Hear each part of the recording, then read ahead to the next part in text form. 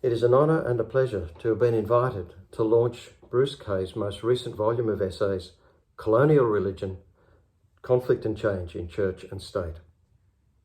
Bruce Kay is a leading thinker and intellectual in Australia on matters concerning Anglicanism, both nationally and internationally, in the areas of theology, history, ethics, New Testament studies. Bruce has and continues to make major contributions in the international arena on these areas. In this book of 7 essays, we see Bruce's expertise and scholarly attention to detail and perceptive judgments regarding a colonial religion in Australia. In particular, the significance of the Church of England and its fortunes within an emergent Australian colonial life. 5 of the essays have been previously published, but for this volume have been substantially rewritten, and there are 2 entirely new essays. In many respects, the essays are an extended examination of the period through the lens of the life and the times of the first Archdeacon of Australia and then Anglican Bishop of Australia, William Grant Broughton.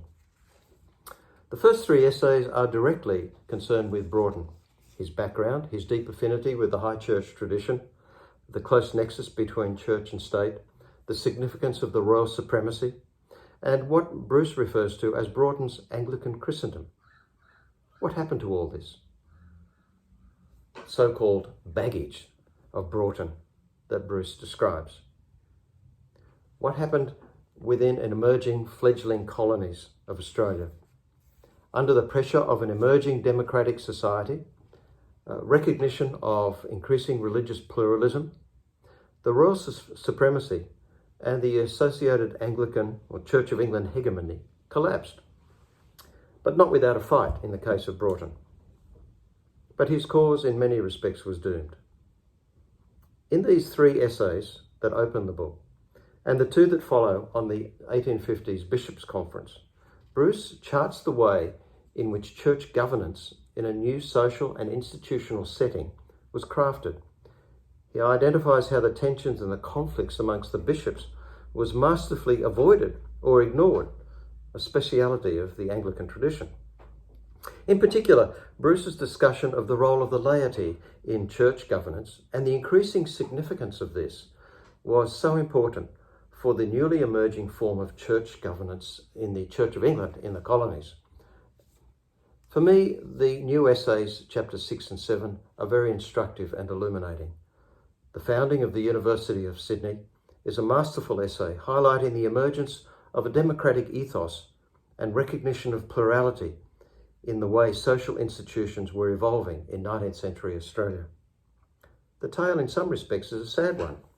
Tensions and conflicts concerning the place and the role of the church as an authoritative institution in society. But it is not a simple story of church versus state, nor of religious versus secular in our modern sense of secular. It was as much people of the church and of the churches disagreeing deeply about the way in which learning and preparation of students for leadership in the emerging Australian context of the 19th century was to be conducted. Broughton's Anglican Christendom was indeed dead.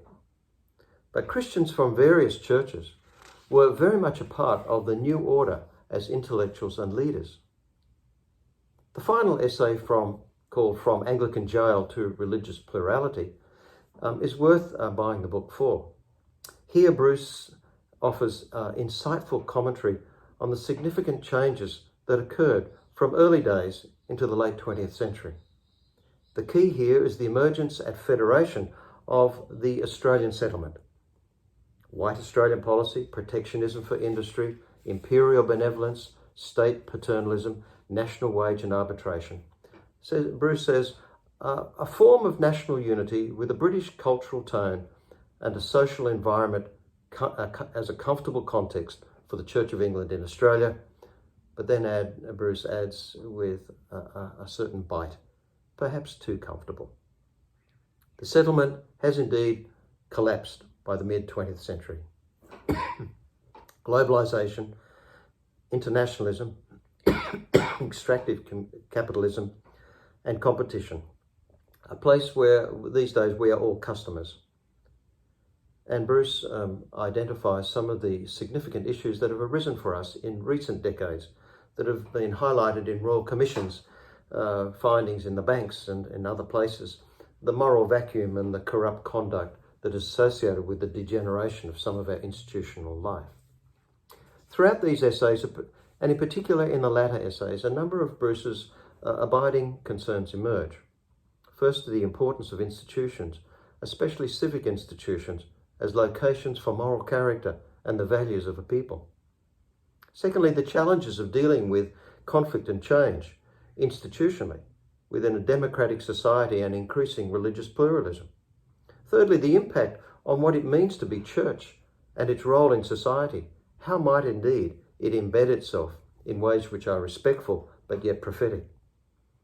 And fourthly, Anglicanism's particular vocation and its need, as Bruce highlights, to continually reform itself, to divest itself of its inherited English categories, and to re-engage in a genuine way in the new climate of Australia.